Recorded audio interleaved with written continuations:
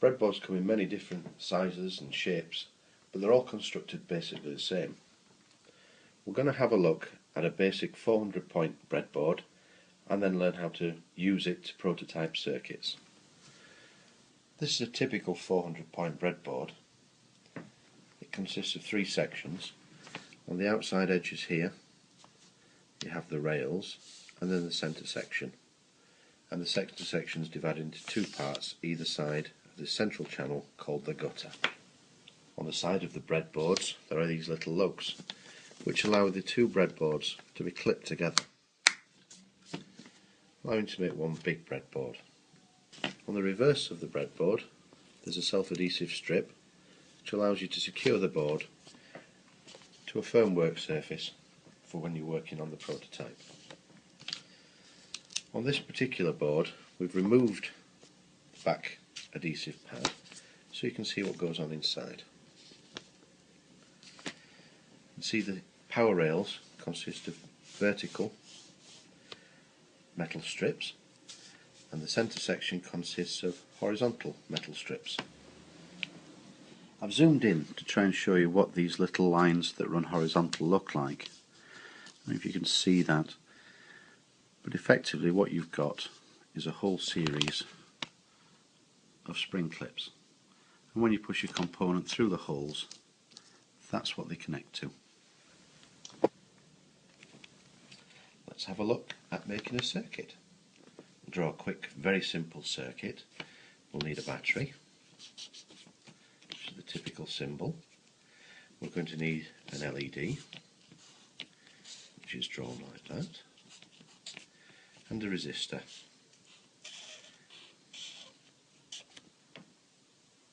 Then we need to connect them together.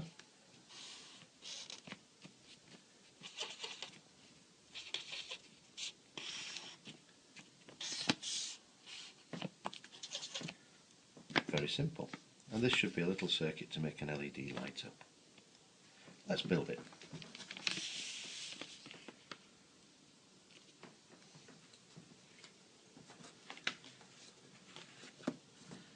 So we need our battery. We want the plus and the minus to be in 2 separate tracks. So at this joint here we need to connect the plus and one leg of the LED. We know it needs to be on the same row, so we'll push the LED into that row, and as you can see the other leg is in a different row. Now we're at this point, so this side of the LED is connecting to one side of our resistor, and the other side of the resistor connects to the minus of the battery. And here presto, we've got a lit LED. Let's change our circuit and use the power rails. So we'll have the minus of the battery into the minus of the power rail, the plus from the battery into the positive power rail. Then our resistor is going to come from the minus into any one row of these rows, and the LED is going to come from there and bridge over. Now to make the circuit we need to connect from the positive rail into the track which has the LED on it. And there we go.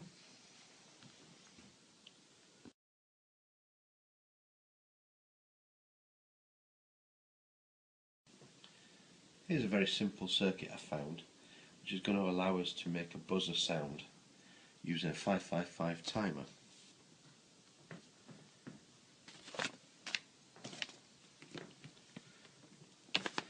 On the breadboard, the centre channel comes in very useful if you have an integrated circuit such as this 555 timer, as you can put the 555 timer over the top of the gutter, and each one of these rows is now connected to a separate leg. Now it's simply a case of building up the circuit according to the drawing we had.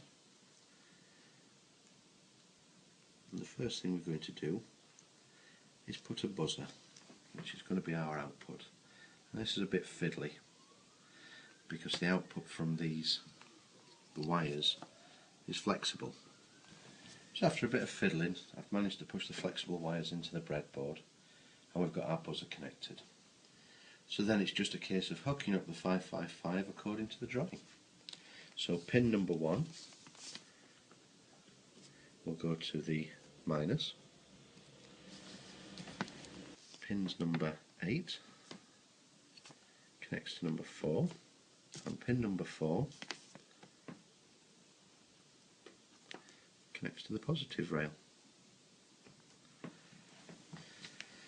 Now we need a resistor bridge between 8 and 7 and 7 and 6. You see how I've folded the resistors over on themselves and trimmed the wires to suit. The other component we need is a capacitor, and that's going to go from minus, put it into a separate track, which just makes it a little easier for us to put our connector into pin number 2. So we can go from pin number 2 to the other side of the capacitor. Okay, very little left, we just need to connect pin number 7 also to pin number 2,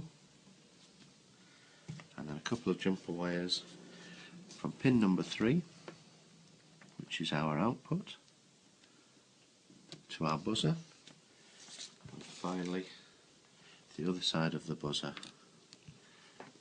to the minus. Then what we need to do is take a battery and see if it works. So the red is positive and the black is negative.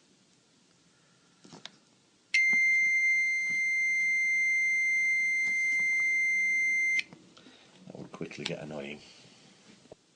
Using a similar technique to what we've just seen, I've built up a circuit using a 741 op-amp, which is another integrated circuit, a variable resistor and a light dependent resistor.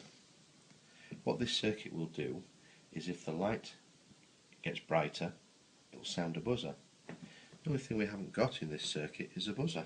So let's bring in the circuit we made before, and instead of powering it with a battery, we'll power it with the output from the previous circuit. There's no sound at the moment, so we'll cover our light dependent resistor so it thinks it's dark, and adjust the sensitivity until it just sounds and then stops. Then when we increase the light level by removing our finger,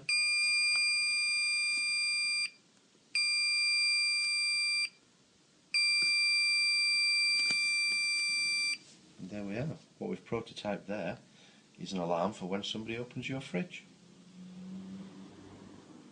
As you can see, the breadboard is very simple to use and very simple to make a reasonably complicated circuit.